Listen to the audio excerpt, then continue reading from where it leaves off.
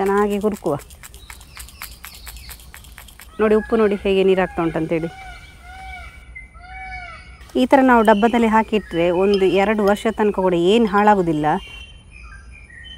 Friends, ನಾನಿವತ್ತುಂಟಲ್ಲ ನಿಮಗೆ ಒಂದು ಹಳೆಯ ಕಾಲದ ರೆಸಿಪಿ ಮಾಡಿ ತೋರಿಸ್ತೇನೆ. ಅದು ಯಾವುದಂತ ಹೇಳಿದ್ರೆ ಈ ಮಾವಿನಕಾಯಿ ತಳ್ಳಿ ಯಾವ ರೀತಿ ಮಾಡೋದಂತ ಹೇಳಿ ಇವತ್ತಿನ ವಿಡಿಯೋದಲ್ಲಿ ಡೀಟೇಲ್ ಆಗಿ ನೋಡುವ. ಯಾರಾದರೂ ನಮ್ಮ ಕರಾವಳಿ ಮಿರರ್ ಚಾನಲ್ನ ಹೊಸಬರು ನೋಡ್ತಾ ಇದ್ದರೆ ಸಬ್ಸ್ಕ್ರೈಬ್ ಮಾಡಿ. ಹಾಗೆಯೇ ಫೇಸ್ಬುಕ್ ಮತ್ತು ಇನ್ಸ್ಟಾಗ್ರಾಮಲ್ಲಿ ಪೇಜ್ ಇದೆ, ಅದನ್ನು ಕೂಡ ಫಾಲೋ ಮಾಡಿ. ವಿಡಿಯೋ ಸ್ಟಾರ್ಟ್ ಮಾಡುವ. ನಾನು Asha Udupa Kateel. Welcome back to Karavali mirror. ಇವತ್ತಿನ ಮಾವಿನಕಾಯಿ ತಳ್ಳಿ ಮಾಡಲಿಕ್ಕೆ ನಾನಿಲ್ಲಿ 3 ಮಾವಿನಕಾಯಿನ ತಗೊಂಡಿದ್ದೇನೆ. ಫ್ರೆಶ್ ಇದೆ ನೋಡಿ. ಮಾವಿನಕಾಯಿ ಸಿಕ್ಕಿದಾಗ ಒಂದು ತಳ್ಳಿ ಮಾಡುವ ಅಂತೇಳಿ ನನಗೆ ಆಸೆ ಆಯಿತು. ಒಂದ್ಸಲ ಮಾಡಿಟ್ರೆ ಅದನ್ನು ತುಂಬ ಟೈಮ್ ಪ್ರಿಸರ್ವ್ ಮಾಡ್ಬೋದಲ್ಲ. ಇದರ ತಲೆಯ ಭಾಗವನ್ನು ತೆಗೆಯುವ. ನೋಡಿ ಫುಲ್ ಕಾಯಿ ಮಾವಿನಕಾಯಿ, ಒಳ್ಳೆ ಪರಿಮಳ ಉಂಟು. ಸಿಪ್ಪೆ ಇದ್ದ ಹಾಗೆ ನಾವು ಕಟ್ ಮಾಡುವ. ತೆಳುವಾಗಿ ಕಟ್ ಮಾಡ್ಕೋಬೇಕು, ತುಂಬ ದಪ್ಪ ದಪ್ಪ ಬೇಡ, ಅಂದರೆ ಉಪ್ಪು ಎಳ್ಕೋಬೇಕು. ಗೆರಟೆಯನ್ನು ಬಿಟ್ಟು ಅದರ ಸುತ್ತ ಇರುವಂತಹ ಮಾವಿನಕಾಯಿದ್ದು ಎಲ್ಲ ಪೋರ್ಷನನ್ನು ತೆಗೆಯುವ. ಇದನ್ನು ಉದ್ದುದ್ದಕ್ಕೆ ಕಟ್ ಮಾಡಿಕೊಳ್ಳುವ. ಗೆರಟೆ ಬಿಟ್ಟು ಅದರ ಸುತ್ತ ಇರೋ ಪೋರ್ಷನ್ ಎಲ್ಲ ತೆಗೆದಾಯಿತು. ನೋಡಿ ಹೀಗೆ ಉದ್ದುದ್ದಕ್ಕೆ ಕಟ್ ಮಾಡ್ಕೋಬೇಕು.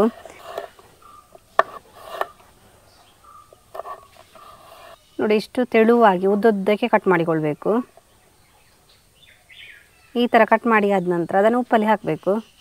ನೋಡಿ ಈ ಹದ ಸರಿ ಉಂಟು. ನೋಡಿ ನಿಮಗೆ ಇದು ಮಾವಿನಕಾಯಿ ನೋಡುವಾಗಲೇ ಗೊತ್ತಾಗ್ತದೆ, ಬಲ್ತಿದೆ, ತುಂಬ ಎಳಾಸಲ್ಲ, ಸ್ವಲ್ಪ ಕಲರ್ ಚೇಂಜ್ ಆಗ್ತಾ ಬಂದಿದೆ ನೋಡಿ. ಆದರೆ ಇದರಲ್ಲಿ ನಿಮಗೆ ತಳ್ಳಿ ಮಾಡ್ಕೊಳ್ಬೋದು, ತುಂಬ ಚೆನ್ನಾಗಿರ್ತದೆ.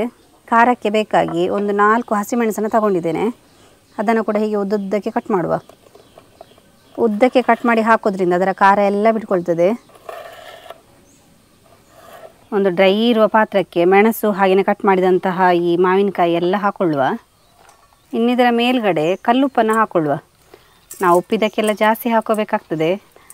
ಕಾಯಿ ಮಾವಿನಕಾಯಿ ನೋಡಿ, ಹಾಗಾಗಿ ಉಪ್ಪು ಜಾಸ್ತಿ ಬೇಕಾಗ್ತದೆ, ಹುಳಿ ಜಾಸ್ತಿ ಇರ್ತದೆ. ಇದಕ್ಕೆ ಸಪ್ರೇಟಾಗಿ ನೀರೆಲ್ಲ ಏನು ಹಾಕಲಿಕ್ಕಿಲ್ಲ, ಈ ಉಪ್ಪೇ ನೀರು ಬಿಡ್ತದೆ.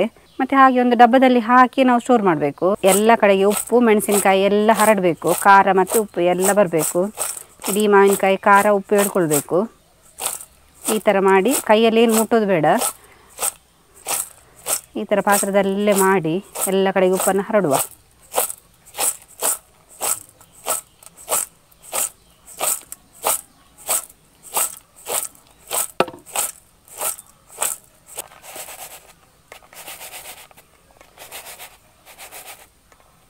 ಗಾಜಿನ ಡಬ್ಬದಲ್ಲಿ ಸ್ಟೋರ್ ಮಾಡಬೇಕು, ಪ್ಲಾಸ್ಟಿಕ್ ಡಬ್ಬದಲ್ಲಿ ಮಾಡಬಾರ್ದು.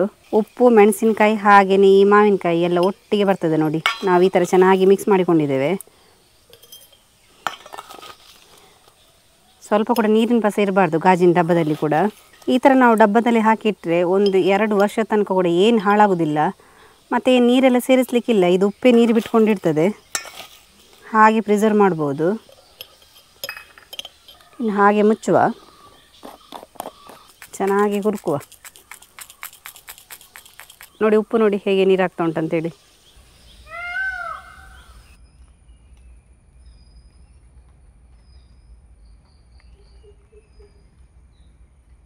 ನೋಡಿ ಮಾವಿನಕಾಯಿ ತಳ್ಳಿ ಮಾಡಿ ಆಯಿತು.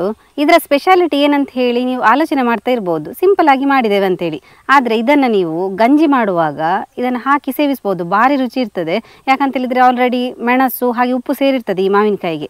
ಅದು ಬಿಟ್ಟು ನಿಮಗೆ ಮನೆಯಲ್ಲಿ ಉಪ್ಪಿನಕಾಯಿ ಏನಿಲ್ಲ ಅಂತ ಹೇಳಿ ಆದರೆ ಇನ್ಸ್ಟೆಂಟಾಗಿ ಇದನ್ನು ಯೂಸ್ ಮಾಡಿಕೊಂಡು ಉಪ್ಪಿನಕಾಯಿ ರೆಡಿ ಮಾಡ್ಬೋದು. ಯಾಕಂತೇಳಿದರೆ ಮಸಾಲೆ ಮಾತ್ರ ಅರಿಲಿಕ್ಕಿರೋದು ಇದರಲ್ಲಿ, ಮೆಣಸಿನ ಮಸಾಲೆ ಅರೆದು ಇದಕ್ಕೆ ಡೈರೆಕ್ಟ್ ಮಿಕ್ಸ್ ಮಾಡಿಕೊಂಡು ಉಪ್ಪಿನಕಾಯಿ ರೆಡಿ ಮಾಡ್ಬೋದು. ನಾನು ಈ ಹಿಂದೆ ಈ ಉಪ್ಪಿನಕಾಯಿದು ಮಸಾಲೆಯನ್ನು ಯಾವ ರೀತಿ ರೆಡಿ ಮಾಡೋದಂತ ಹೇಳಿ ತೋರಿಸಿಕೊಟ್ಟಿದ್ದೇನೆ. ಇನ್ಸ್ಟೆಂಟಾಗಿ ಉಪ್ಪಿನಕಾಯಿ ಮಸಾಲೆಯನ್ನು ಮಾಡುವಂಥದ್ದು, ಅದನ್ನು ಬೇಕಾದರೆ ಚೆಕ್ ಮಾಡಿಕೊಳ್ಳಿ, ತುಂಬಾ ಚೆನ್ನಾಗಿರ್ತದೆ. ಈ ಥರ ನೀವು ರೆಡಿ ಮಾಡಿಕೊಂಡ್ರೆ ನಿಮಗೆ ಯಾವಾಗ ಬೇಕಾವಾಗ ಮನೆಯಲ್ಲಿ ಏನಿಲ್ಲ ಅಂದರೂ ಕೂಡ ಉಪ್ಪಿನಕಾಯಿ ಹಾಕ್ಕೊಂಡು ನೀವು ಏನಿದ್ರೂ ಕೂಡ ರೆಸಿಪಿಯನ್ನು ಸೇವಿಸ್ಬೋದು. ಇದಕ್ಕೋಸ್ಕರ ನಮ್ಮ ಹಿಂದಿನ ಕಾಲದಲ್ಲಿ ಅಜ್ಜಂದಿರೆಲ್ಲ ಉಂಟಲ್ಲ, ಇದನ್ನು ಒಂದು ಭರಣಿಯಲ್ಲಿ ಹಾಕಿ ಹಾಗೆ ಇಡ್ತಾಯಿದ್ರು. ಅದನ್ನೊಂದು 2-3 ವರ್ಷ ಕೂಡ ಹಾಗೆ ಇಟ್ಟು ಅದನ್ನು ಯಾವಾಗ ಬೇಕಾವಾಗ ಯೂಸ್ ಮಾಡ್ತಾಯಿದ್ರು. ಮಾವಿನಕಾಯಿ ಸೀಸನ್ ಇರುವಾಗ ಇದನ್ನು ರೆಡಿ ಮಾಡಿಕೊಳ್ಳೋದು, ಮತ್ತು ವರ್ಷ ಇಡೀ ಇದನ್ನು ಯೂಸ್ ಮಾಡುವಂಥದ್ದು, ಹಾಗೆ ಮಾಡ್ತಾಯಿದ್ರು. ಹಾಗಾಗಿ ನೋಡಿ ಇದೆಲ್ಲ ಉಂಟಲ್ಲ ನಮ್ಮ ಅಜ್ಜಿಯಂದಿರು ಮಾಡ್ತಿದ್ದಂತಹ ರೆಸಿಪಿ. ನೀವು ಕೂಡ ಈ ರೆಸಿಪಿ ಇಷ್ಟ ಆದರೆ ಮನೆಯಲ್ಲಿ ತಪ್ಪದೆ ಟ್ರೈ ಮಾಡಿ. ಹಾಗೆಯೇ ಈ ವಿಡಿಯೋವನ್ನು ನಿಮ್ಮ ಫ್ರೆಂಡ್ಸಿಗೆ ರಿಲೇಟಿವ್ಸ್ಗೆಲ್ಲ ಹೆಚ್ಚು ಶೇರ್ ಮಾಡಿ. ಯಾರಾದರೂ ನಮ್ಮ ಕರಾವಳಿ ಮಿರರ್ ಚಾನಲ್ನ ಹೊಸಬ್ರು ನೋಡ್ತಾ ಇದ್ದರೆ ಸಬ್ಸ್ಕ್ರೈಬ್ ಮಾಡಿ. ಹಾಗೆಯೇ ಫೇಸ್ಬುಕ್ ಮತ್ತು ಇನ್ಸ್ಟಾಗ್ರಾಮಲ್ಲಿ ಪೇಜ್ ಇದೆ, ಅದನ್ನು ಕೂಡ ಫಾಲೋ ಮಾಡಿ. ನಾವು ಇಂಟ್ರೆಸ್ಟಿಂಗ್ ವಿಡಿಯೋದೊಂದಿಗೆ ಮುಂದೆ ಸಿಗ್ತಾ ಇರ್ತೇವೆ. Thank you.